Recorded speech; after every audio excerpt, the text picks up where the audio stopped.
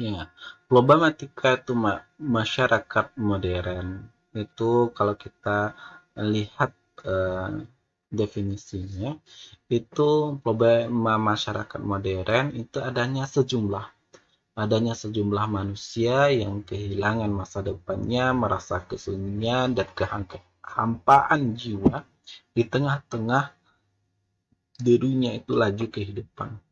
Untuk ini, ajaran akhlak tasawuf yang berkenaan dengan ibadah, berkenaan dengan zikir, taubat, dan berdoa itu menjadi penting adanya. Sehingga tetap mempunyai harapan, yaitu bahagia hidup di akhirat. Nah, hidup bermasyarakat memang memberikan banyak manfaat itu bagi para anggota masyarakat. Namun, tidak sedikit pula problematika dalam masyarakat pada dasarnya merupakan berbagai dimana dan tidak terlepas itu dari ulah dari perbuatan mereka itu sendiri. Masalah yang mereka hadapi akibat ulah tangan mereka itu sendiri. Nah, problematika yang timbul berbagai macam bentuknya dari yang sederhana itu sampai dengan yang sangat rumit. Nah, seperti yang dicontohkan di sini. Ya, problematika masyarakat di antaranya yang pertama itu adalah desintegrasi ilmu pengetahuan. Nah, kehidupan modern Kehidupan modern ditandai dengan adanya spesialisasi di bidang ilmu pengetahuan. Masing-masing ilmu pengetahuan memiliki caranya sendiri dalam memecahkan masalah yang dihadapi. Keadaan berbagai ilmu pengetahuan yang saling bertolak belakang antara satu disiplin, ilmu atau filsafat dan lainnya terdapat kerenggangan, bahkan tidak tahu menahu. Hal ini merupakan pangkal terjadinya kekeringan spiritual akibat pintu masuknya tersumbat. Dengan menyempitnya pintu masuk bagi persepsi dan konsepsi spiritual, maka manusia modern semakin berada pada garis tepi, sehingga tidak lagi memiliki etika dan estetika yang mengacu pada sumber ilahi. Yang pertama itu adalah masalahnya adalah disintegrasi ilmu pengetahuan. Yang namanya kita hidup di zaman modern ini ditandainya adalah adanya spesialisasi, adanya pengelompokan, pengkotak-kotaan di bidang berbagai ilmu pengetahuan.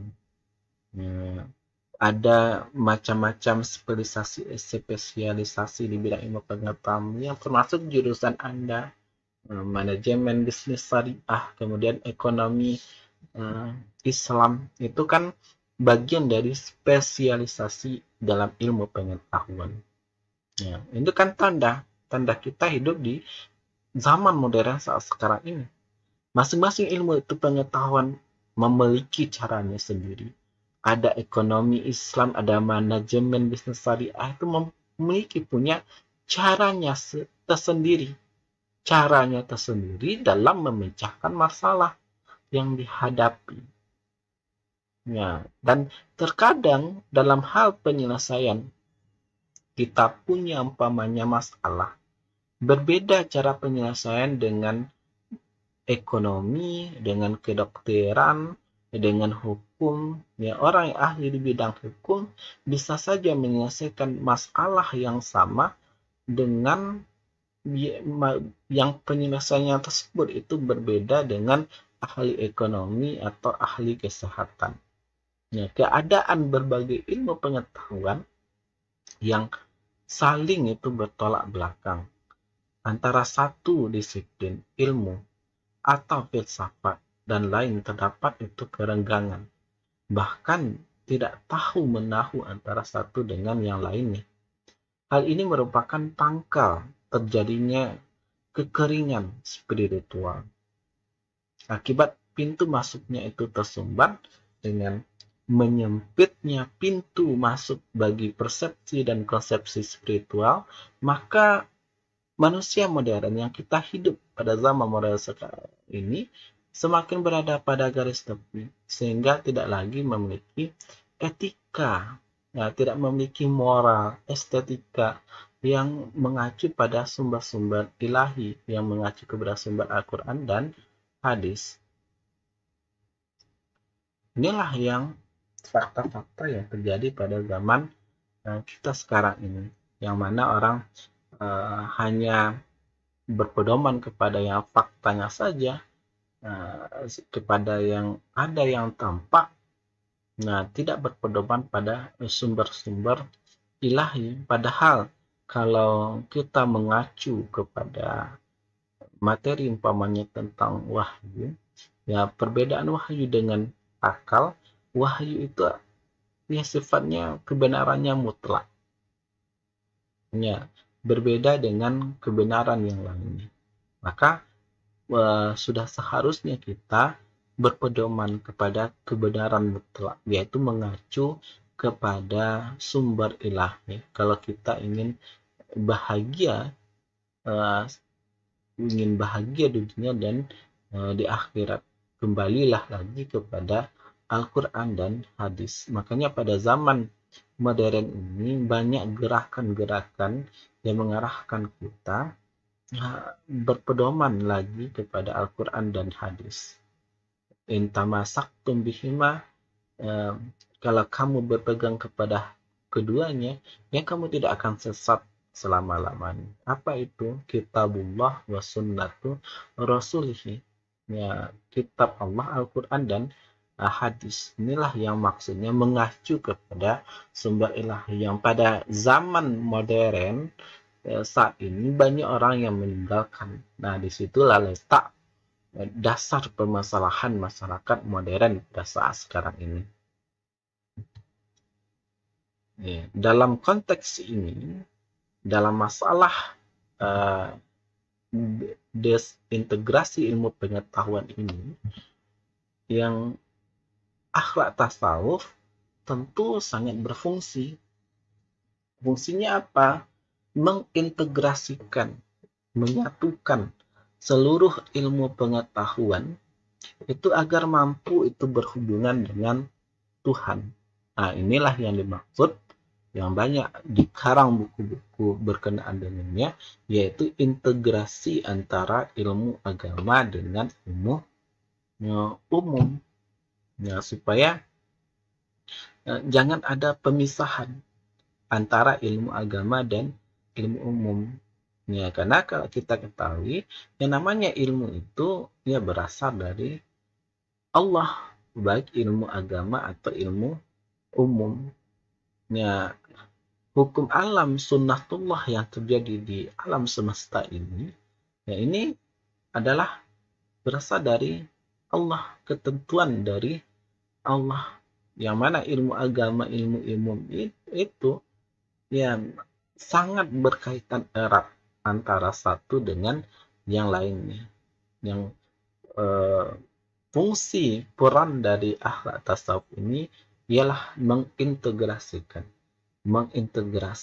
menyatukan, mengkaitkan, menghubungkan seluruh ilmu pengetahuan agar semuanya mampu berhubungan dengan Tuhan. Anda belajar ekonomi Islam, ekonomi itu dapat dihubungkan dengan Tuhan, dengan agama. Ya, yang namanya Anda belajar manajemen bisnis, manajemen bisnis itu dapat dihubungkan itu dengan Tuhan, itu dengan Allah. Oleh karena itu, melalui yang namanya tasawuf ini seseorang itu disadarkan. Ya, seseorang itu disadarkan bahwa sumber segala yang ada itu berasal dari Tuhan. Bahwa dalam paham, ya, dalam ilmu tasawuf ada wahdatul wujud, alam dan manusia menjadi objek ilmu pengetahuan. Ini sebenarnya adalah bayang-bayang atau fotokopi Tuhan. Dengan demikian antara satu ilmu ini, pemahaman tasawuf ya, dengan ilmu lainnya akan saling mengarah pada Tuhan. Disinilah letak pembelajaran akhlak. Tasawuf untuk mengarahkan ilmu dan teknologi yang berwawasan moral agar itu dapat diarahkan oleh nilai-nilai itu dari Tuhan. Nah, dengan adanya bantuan tasawuf ini, maka ilmu pengetahuan akan satu dan yang lainnya itu tidak akan bertabrakan karena ia berada dalam satu jalan dan satu tujuan. Nah, kemudian adalah masalah yang dihadapi problematika masyarakat modern yang kedua itu adalah kepribadian. Kepribadian yang terpecah atau split personality. Sebab timbulnya itu split personality atau kepribadian terpecah ini karena pola ilmu pengetahuan yang dimiliki oleh individu. Coraknya itu kering dari nilai-nilai spiritual dan terkotak-kotak karena kehidupan manusia modern. Dipalakan oleh ilmu pengetahuan yang coraknya kering, nilai-nilai spiritual, maka manusia menjadi pribadi yang terpecah. Kehidupan manusia modern itu diatur. Nah, kehidupan manusia itu modern. Kehidupan manusia modern diatur menurut rumus ilmu yang eksak dan kering. Akibatnya, hilang proses kekayaan rohaniah karena dibiarkannya perluasan ilmu-ilmu positif dan ilmu sosial. Ini kita lihat bahwasannya kehidupan manusia pada saat kita hidup saat sekarang ini banyak diatur oleh rumus ilmu eksak dan yang kering dari mengarah kepada kering akan kekayaan rohani. Akibatnya, hilang di sini proses kekayaan rohani. Karena dibiarkan peluasan ilmu-ilmu positif dan ilmu-ilmu sosial tanpa ada kekayaan rohani. Ya, seharusnya ilmu positif dan ilmu sosial itu dihubungkan dengan ilmu agama, dihubungkan kepada Allah. Ya, tetapi kenyataannya ditemukan di lapangan itu dipisahkan antara ilmu agama dengan ilmu umum. Nah, makanya yang namanya ilmu umum ini akan menjadi kering kalau dipisahkan, maka akan menciptakan di sini kepribadian yang nanti akan terpecah, menciptakan kepribadian yang terpecah. Akhlak tasawuf di sini ini berfungsi sebagai ihsan kamil, yakni kemampuan untuk mengubah seseorang itu menjadi rasional, seperti adil, jujur, berakhlak sesuai dengan dasarnya dan merasa wajib melakukan semua itu, walaupun itu tidak diperintahkan oleh wahyu. Disinilah akhlak tasawuf berperan untuk membentuk sikap kezuhudan agar pribadi tersebut itu tidak terpecah. Akhlak tasawuf berperan untuk membentuk sikap zuhud, yakni pengendalian diri dari pengaruh dunia. Nah, diri ini dikendalikan dari pengaruh kehidupan dunia yang dapat menyebabkan pribadi seseorang itu terpecah. Nah, kemudian yang ketiga itu adalah permasalahan yang terjadi itu pada masyarakat modern adalah penyalahgunaan ilmu pengetahuan dan teknologi. Sebagai akibat dari terlepasnya ilmu pengetahuan dan teknologi dari ikatan spiritual, maka iptek telah disalahgunakan dengan segala implikasi negatifnya. Kemampuan membuat senjata telah diarahkan untuk tujuan penjajahan suatu bangsa atau bangsa lain. Ini contohnya, bahwasanya sebagai akibat dari terlepasnya ilmu pengetahuan dan teknologi dari si ikatan spiritual, maka iptek akan disalahgunakan. Ya, karena kita paham bahwasanya ilmu pengetahuan dan iptek ini ibarat dua mata pisau, bisa digunakan untuk hal yang positif, bisa digunakan untuk hal yang negatif. Ya, seperti yang negatif, ya membuat senjata diarahkan untuk tujuan penjajahan suatu bangsa dan suatu bangsa lain. Nah, kemampuan ini di bidang rekayasa umpamanya genetika diarahkan untuk tujuan jual beli manusia. kecanggihan di bidang teknologi, komunikasi, dan lainnya. Ia telah digunakan untuk menggalang kekuatan yang menghancurkan. Peperangan mungkin merupakan masalah sosial paling sulit untuk dipecahkan sepanjang sejarah kehidupan manusia, sehingga memerlukan kerjasama internasional. Lepasnya dari ikatan spiritual, ya, contohnya itu penyalahgunaan senjata. Fungsi akhlak tasawuf di sini ialah memberikan. Ya, di sini fungsi akhlak tasawuf, ya, ketika terjadi penyalahgunaan ilmu pengetahuan dan teknologi, akhlak tasawuf itu berfungsi untuk memberikan pemahaman pada masyarakat bahwa sains harus dilandasi dengan etika, dengan moral dalam akhlak tasawuf, di mana bersumber pada Al-Quran dan hadis. Kemudian yang keempat, problematika masyarakat modern yaitu adalah pendangkalan iman sebagai akibat lain dari pola pikiran keilmuan, khususnya ilmu-ilmu yang hanya mengakui fakta-fakta yang bersifat empiris menyebabkan manusia dangkal imannya. Mereka tidak tersentuh oleh informasi yang diberikan oleh wahyu.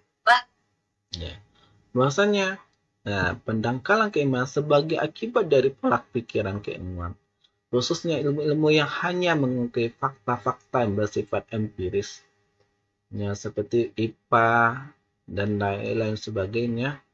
Ini menyebabkan manusia dangkal iman.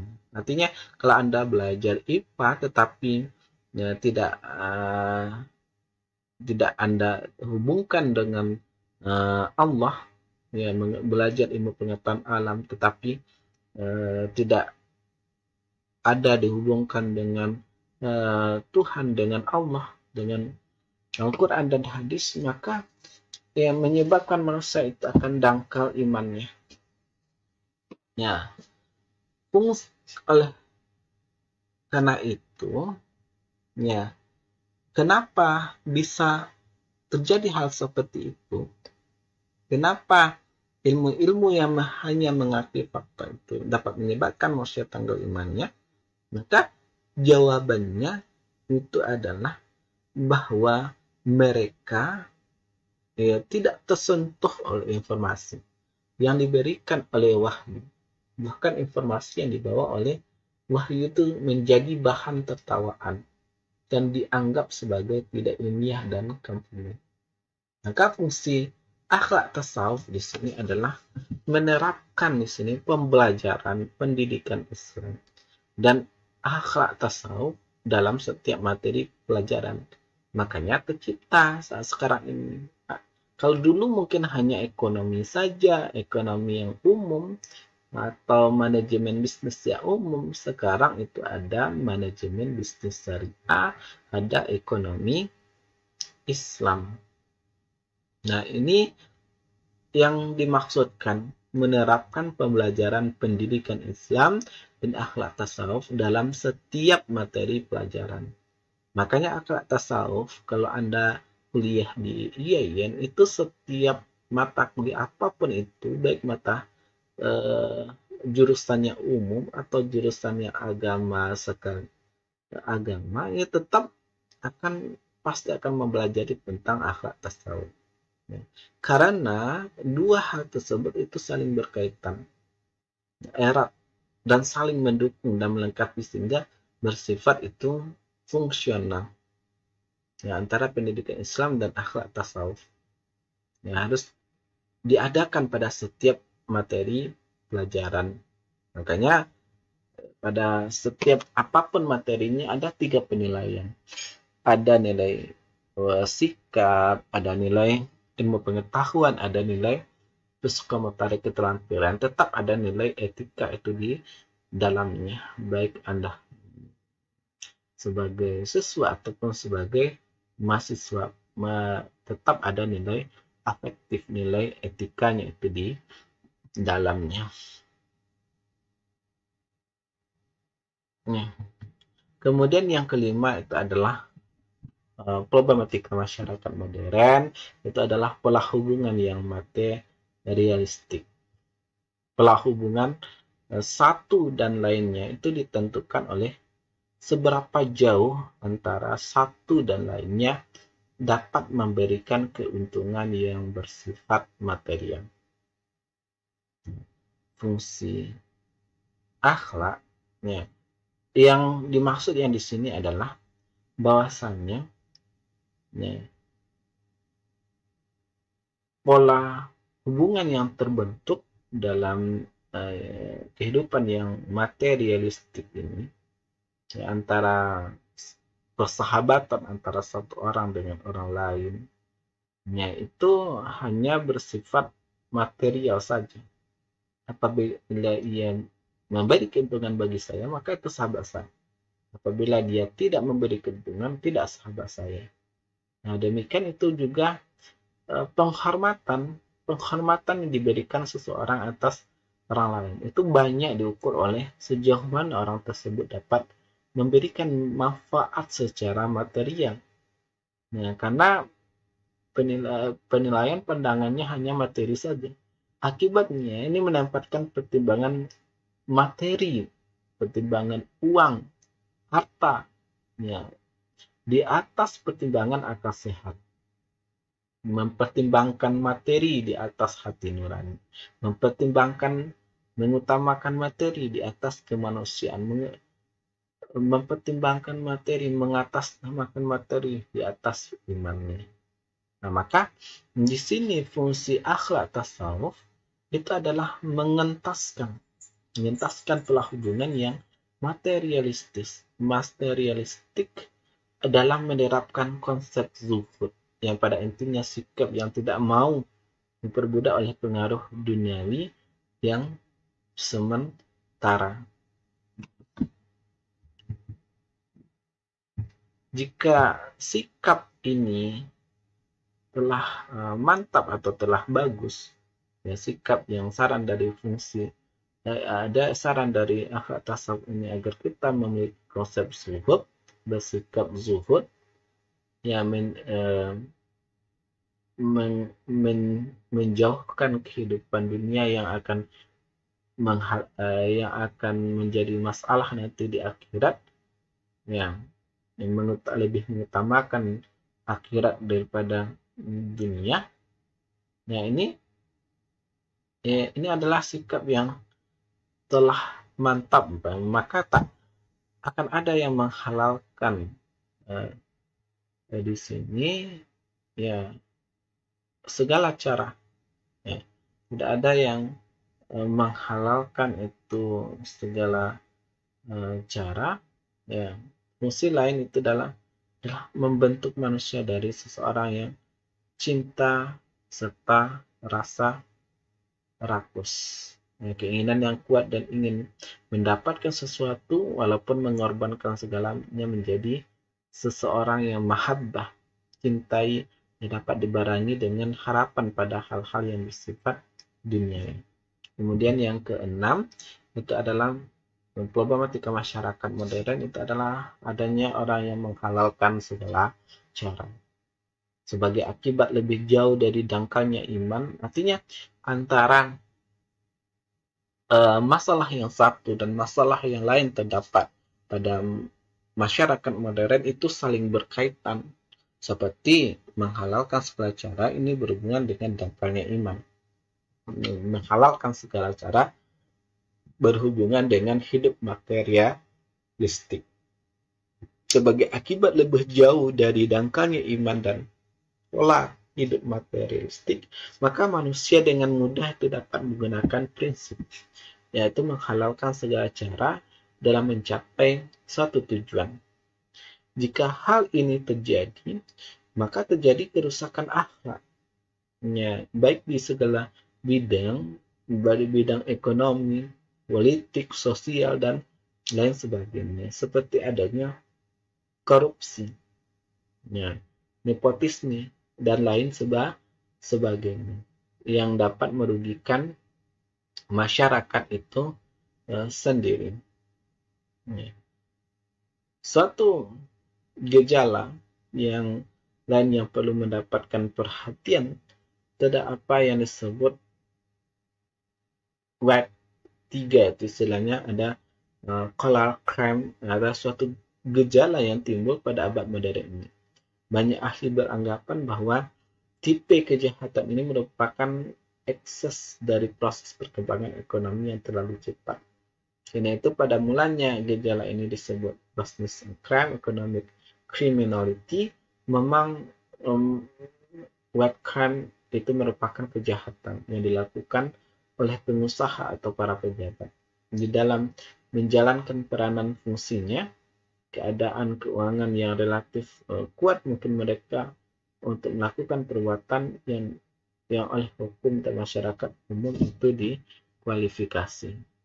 Ya. Maka harus berjuang untuk tidak boleh menghalalkan itu segala cara. Ya. Akhlak tasawuf itu dalam konteks ini adalah mengajarkan etika dan moral yang dilakukan manusia senantiasa berada dalam suatu kerangka, harus berada pada aturan atau hukum yang ada dalam Al-Quran dan hadis. Makanya di dalam tasawuf itu ya harus terlebih dahulu adalah mengamalkan syariat. Nah, tidak ada yang namanya tasawuf kalau tidak menjalankan syariat.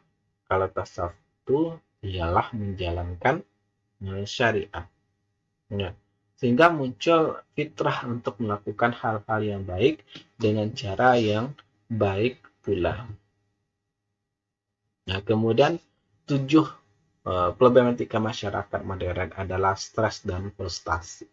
Kehidupan modern yang demikian kompetitif, yang bersaing antara satu dengan yang lainnya, baik dari berdagang atau masalah jabatan dan lain sebagainya, yang bersaing antara satu manusia dengan manusia lain, ini menyebabkan manusia harus menyerahkan seluruh pikiran, tenaga, dan kemampuannya.